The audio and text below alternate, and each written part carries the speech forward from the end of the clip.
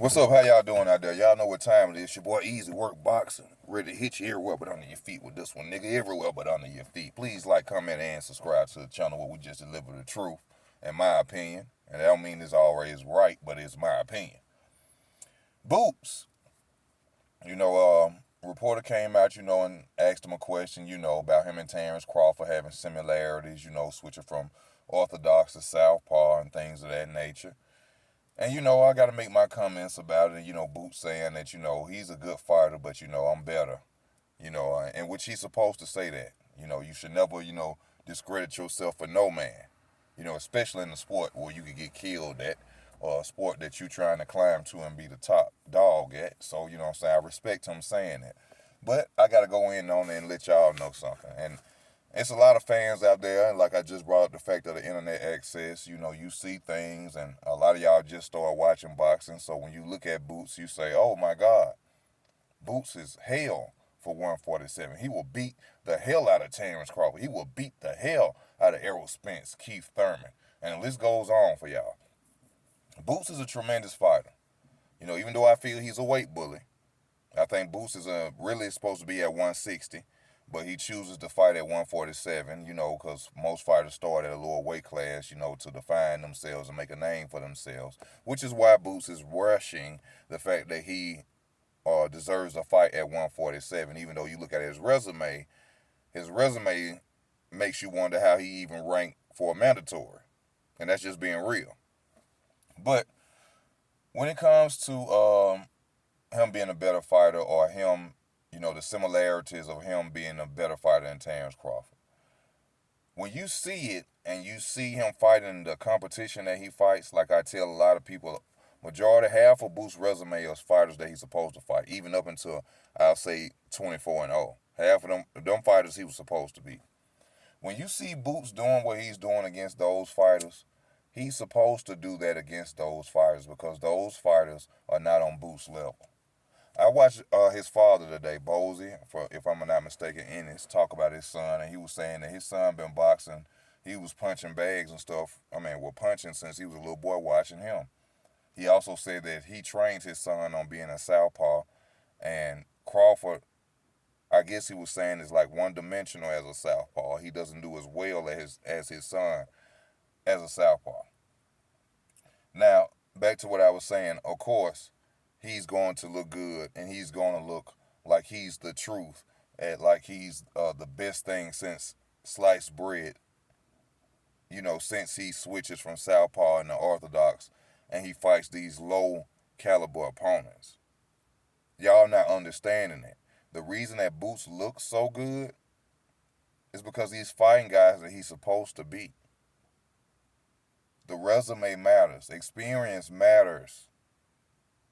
Terence has experience. A lot of y'all are out there even thinking that this dude could possibly beat even Errol or Terence. Y'all don't realize how it goes in boxing. Terence and Errol are two seasoned fighters who have fought real deal legitimate champions. Jaron Ennis has fought former 140 pounds of Sergey Lipinets, Thomas Delorme, who was defeated by Terence Crawford like 8-9 years ago. And y'all are out here saying just because it looks good that he can just run through these guys. Y'all are crazy. Boots is talented. Boots can switch. Boots is younger. Of course you're gonna agree with it because Boots younger. They getting older. But y'all are forgetting one thing. The seasoning of Errol Spence and the seasoning of Terence Crawford. Now, a lot of the Boots fans, they going to go out here and they going to say that both of them are ducking him. No. And not in my opinion, they're not ducking him. When the time comes, they'll fight him. But as far as ducking him, no. In my opinion, he don't. I'm wondering how Boots even got there. I'm wondering how he even got there. But due to the internet and due to new fans of boxing, just sitting, watching them, observing them beat up on tomato cans, oh, he can beat Errol. Oh, he can beat Terence. He can beat Keith. He can beat. But yet there are fighters out there who are calling out Jaron Ennis, and he won't go their way.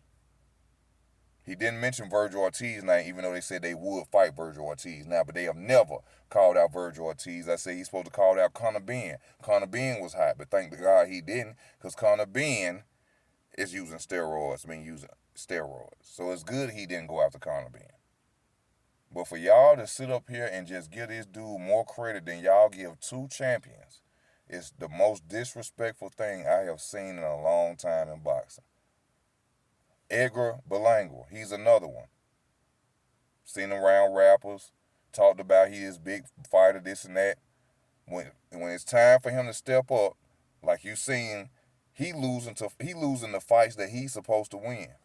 He getting knocked down in fights he's supposed to win. This is what this internet is doing. This is what the internet is doing. Putting fighters on a pedestal that don't deserve to be there. Boot's a hell of a fighter. But to sit up and say, oh, he's a good fighter, but I'm better. How? What have you done to say you're better? Who have you fought to say you're better? Not them 20. Now you 29-0 with 24. I say the last 5 of your fights, I can't say last 5 of your fights. Because the dudes you finna fight now, you finna beat him. No defense, slow movement, keep his hands down. The last dude before him was undefeated. We didn't know who the hell that was. Thomas DeLore made Sergey Lipinets, former 140 pounders, and you walk around for real down there close to 200.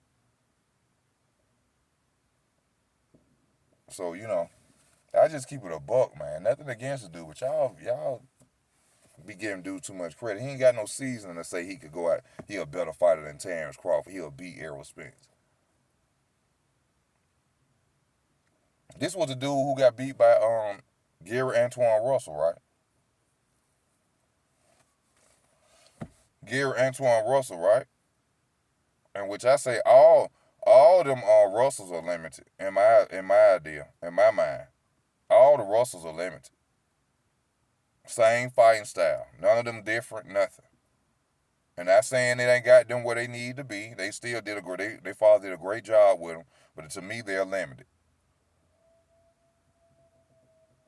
So come on now. Boots need to cut that out. But that's my opinion of it. Y'all let me know how y'all feel in the comment section. This your boy Easy. I'm out.